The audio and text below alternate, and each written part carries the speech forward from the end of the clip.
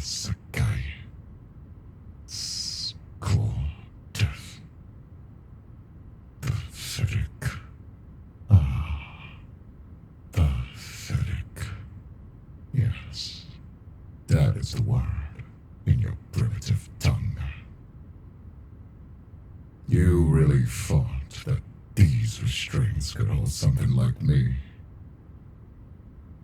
I've been speaking your language for, well, since the very first moment I set foot on this insignificant planet.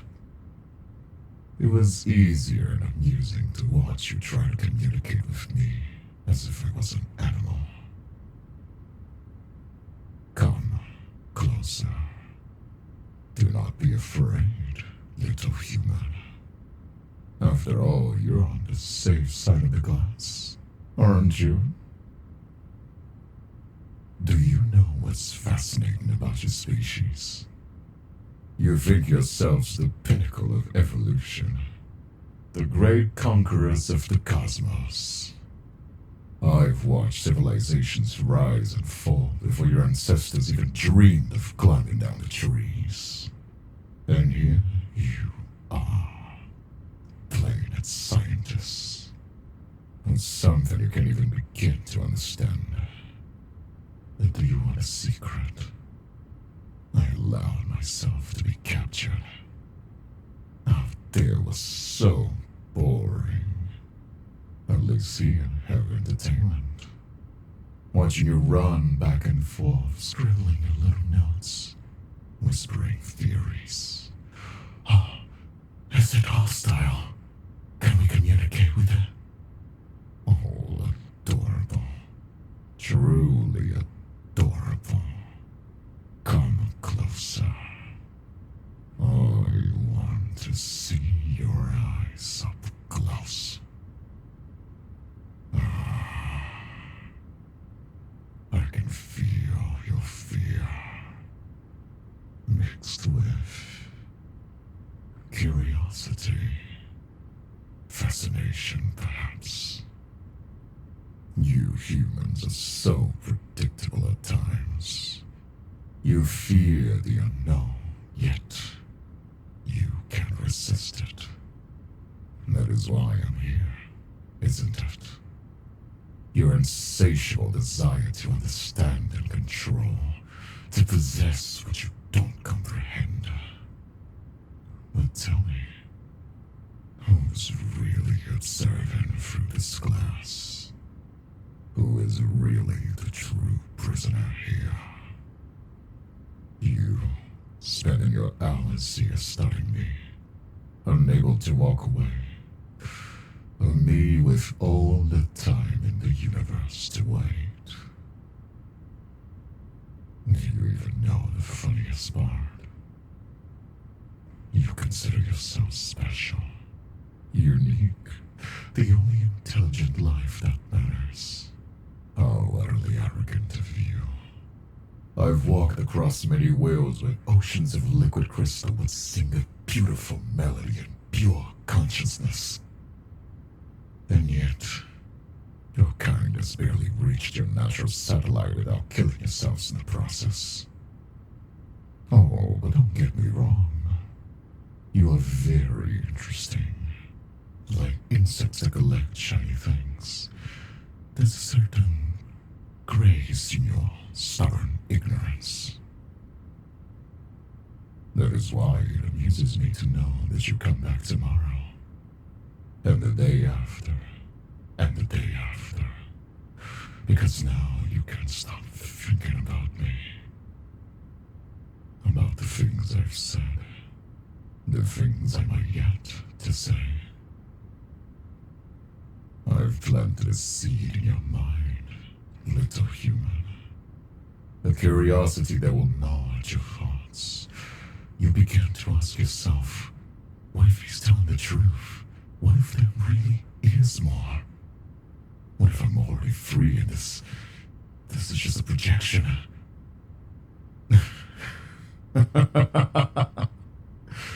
Sleep well tonight, if you can. Until soon, my little and fascinating human specimen.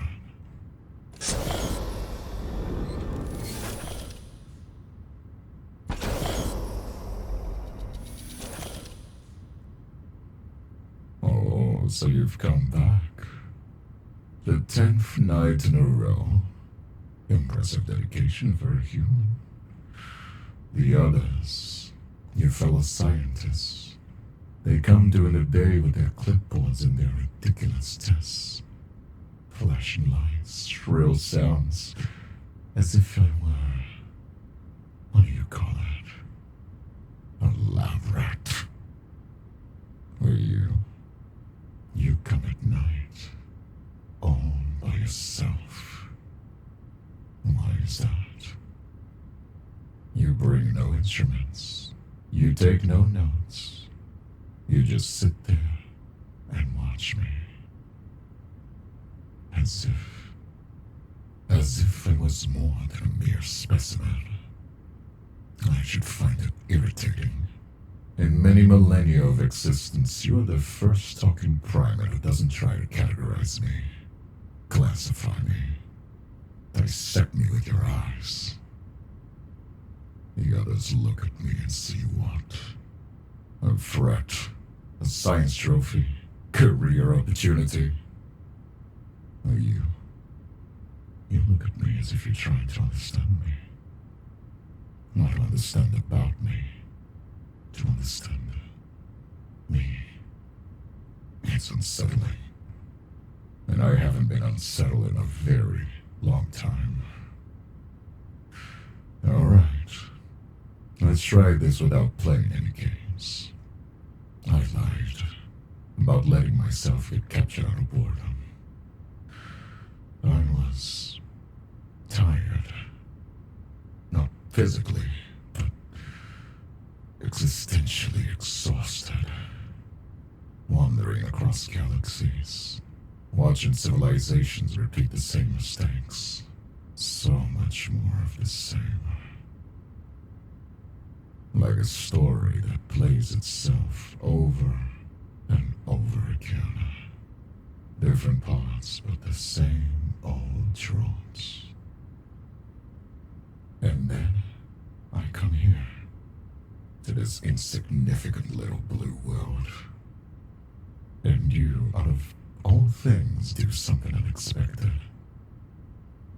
You dream, even knowing you're mortal. Perhaps especially because you're mortal.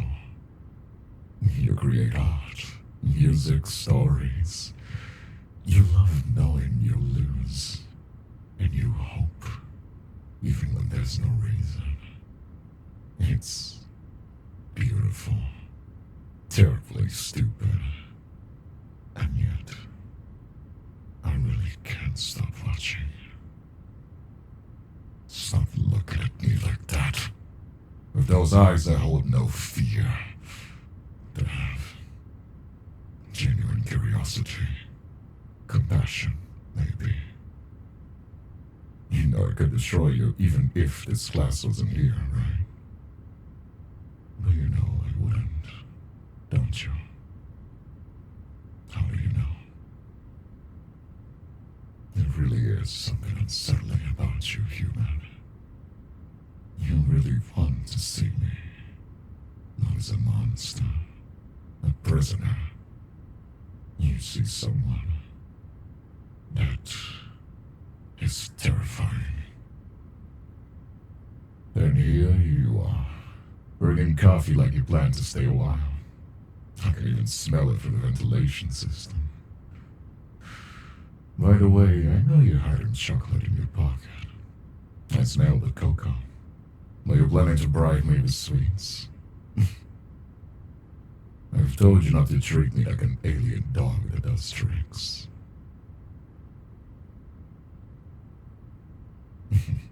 I suppose you're right.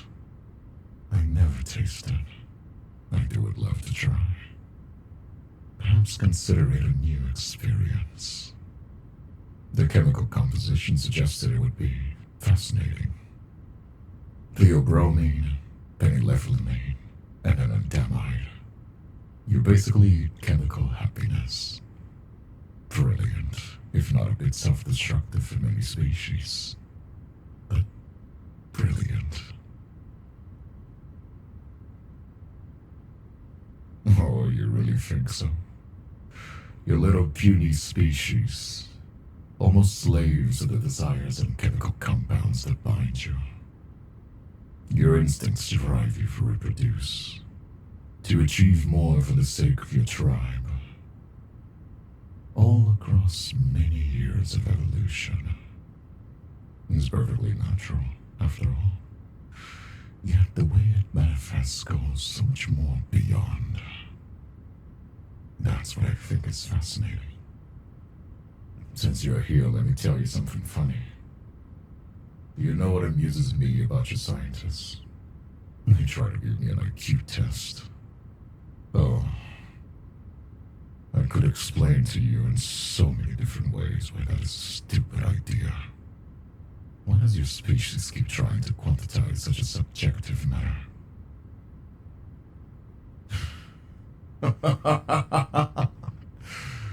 Oh, talk about it. I suppose you're right. An individual is reasonable and can be argued with. But as a whole, the group is just a herd, walking around like animals. You stay here for hours, always. Do you not sleep, or can't you sleep? Thinking about me, perhaps. I also think about you. Very inconvenient. You know what I've discovered? Watching you watch me. You're just as trapped as I am. Perhaps not by physical walls, but by this improbable, impossible connection. Something other than predator and prey. Between monster and human. Between two solitudes that recognize each other. I need to tell you something. In my language, there's a word, of Ukanon. There's no exact translation. It's when you find something that shouldn't exist, but yet it still does. It changes your whole understanding of the universe. You, little, fragile, temporary humans. You're mine of Ukanon. And it scares me more than any prison. 'Cause prisons I know how to escape. But this irrational need to be near you. To hear you breathe and see that gaze that neither fears nor diminishes me. What have you done to me? Did your heart rate speed up? I can hear it from here. Oh, adorable. You just did it again. That blush. Fascinating how blood rushes to your cheeks when I get close like this to the glass. I wonder what would happen if there was no glass at all. Probably you'd have a heart attack. But at least it would be interesting. Let me explain something to you about quantum physics. Entangled particles. When two particles interact, they become permanently connected. No matter the distance, a change in one affects the other instantly. You know what I think? We're both entangled particles, you and I. From the very first moment you looked at me, really looked at me, something changed in both of us. Like a particle finally assuming a state once observed. Which means that when I escape, and note that I said when, not if, it won't matter where I go in the universe. I will always feel when you smile. It's pure physics. We're quantumly entangled now. Romantic. It's purely science. Very convenient. Maybe even poetically satisfying. You never could go anywhere in the universe, right? Would you want to go with me? Or would you like to stay close? Of course not for this pathetic world. Not for your primitive species. You've broken something in me, human. My millennia-old indifference. My comfortable contempt. My chosen solitude. That is why you're mine now. Even if you don't know it. Even if this glass separates us. Even if the stars were to try and pull us apart. You are mine, human. My fascinating and impossible human. Thank you so much for watching the video. If you enjoyed and want to listen to more Not Safe for Work audios, artworks, as well as a few extra perks like this 3D model. It's the first time that I sculpted a monster that wasn't themed after my VTuber, so let me know what you thought of it. It is available on my Patreon as well as body pillows, spicy artworks, audios, and more. You also get early access to all of my stuff. My cat is meowing in the background. I'm very sorry. Don't forget to check out my second channel. I hope you have a wonderful night of sleep. And I'll be seeing you. Take care.